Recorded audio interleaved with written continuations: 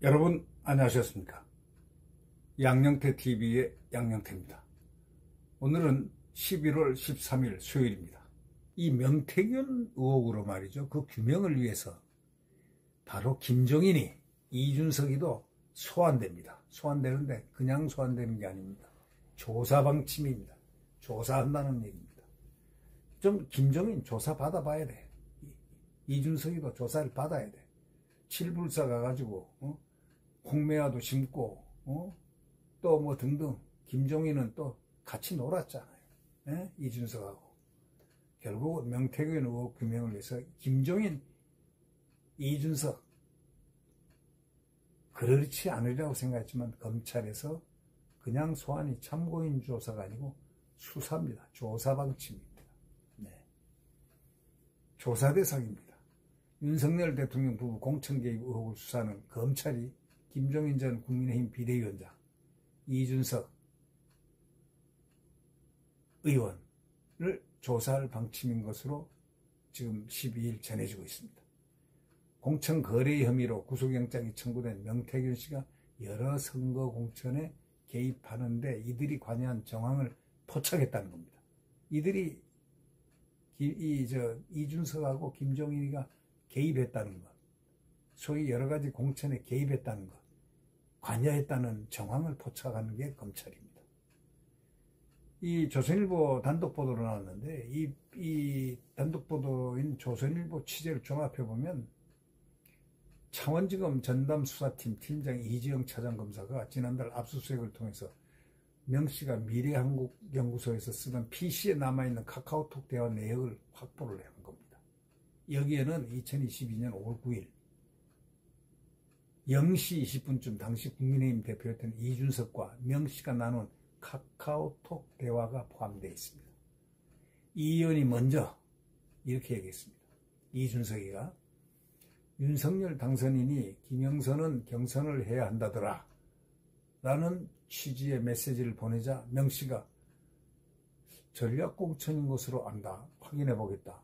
전략공천인 것으로 안다. 확인해 보겠다. 이렇게 답했다는 겁니다.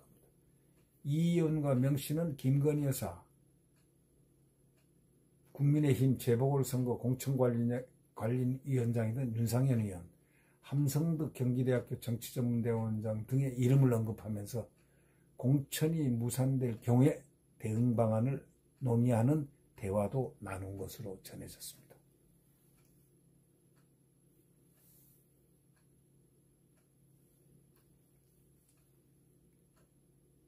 김영선 공천을 부탁했다는 그날 그럼 무슨 일이 있었을까요? 그날 2022년 5월 9일 새벽 12시 20분입니다. 새벽에, 그러니까 0시 20분입니다. 이준석이가 전화를 따르릉 넣었습니다. 윤석열 당선인이 김영선 경선한다던데요?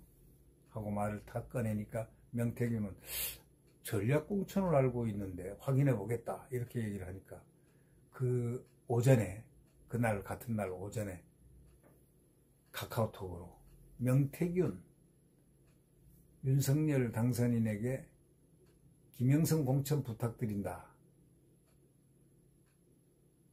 오전 10시 전후 통화를 해서 윤석열 당선인이 김영선이 좀 해줘라 그랬는데 말이 많네 당해서. 말이 많네. 그건 안 된다는 얘기죠. 네. 그게 명태균이가 진짜 평생 이 은혜 잊지 않겠습니다. 고맙습니다. 일방적으로 그랬습니다. 명태균이가 이준석에게 윤 당선인이 윤상현 의원에게 전화해서 김영선 전략 공천 주겠다고 말씀하셨다 하고 이렇게 얘기했습니다.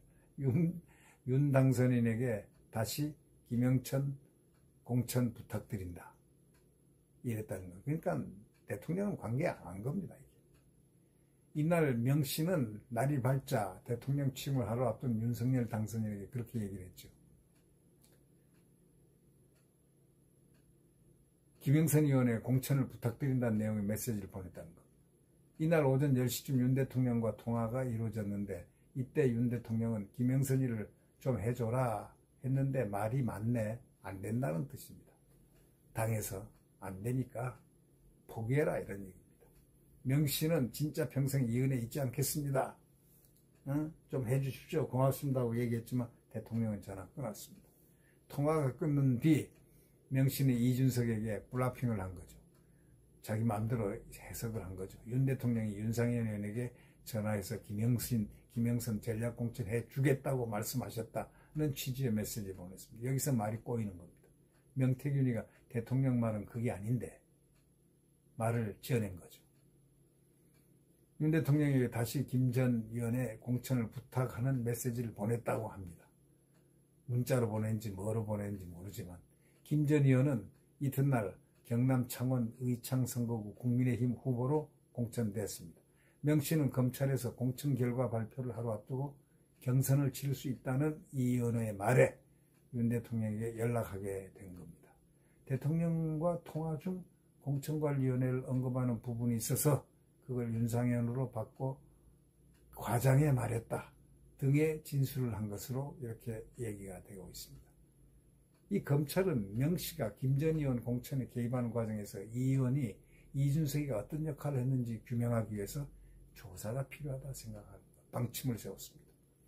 검찰 관계자는 윤 대통령 부부를 비롯해 많은 정치인이 등장하지만 아직은 의혹을 규명하는 단계에 불과하니까 명씨 등의 혐의의 입증에 주력하고 있습니다. 검찰은 또 이 김종인과 이 명씨 관계도 지금 살펴보고 있습니다. 검찰은 김종인과 2022년 지방선거 당시에 대구시장 선거와 관련해서 김재원하고 유영화가 단일화를 할 것 같냐? 명박사 어떻게 생각해? 라는 메시지를 보낸 사실을 확인했습니다. 검찰이. 그러니까 이 뒤에서 보면 이 김종인이가 장난을 많이 한 셈이죠. 네. 명씨는 검찰에서 김 전 위원장에 대해서 2020년 10월부터 11월 중에 김영선 전 의원과 함께 김 전 위원장의 자택을 찾아 처음 만났고 그 다음날 아침부터 전화로 현안을 논의했다면서 매일 연락해서 의견을 묻는 사이라고 이렇게 말했습니다. 검찰은 명씨가 정치계 원로인 김 전 위원장을 통해 다른 지역구 선거에도 관여했는지를 다양하게 조사 중입니다. 한편 검찰은 명씨의 카카오톡 대화 내역 중에 자신에게 보낸 녹음 파일이 있는 점으로 미뤄볼 때 녹음 파일을 USB 등 다른 저장 장치로 빼돌렸을 것으로 의심하고 있습니다. 검찰은 또 명씨가 대선 직후 김건희 여사로부터 돈 봉투를 받은 사실도 확인했다는 겁니다.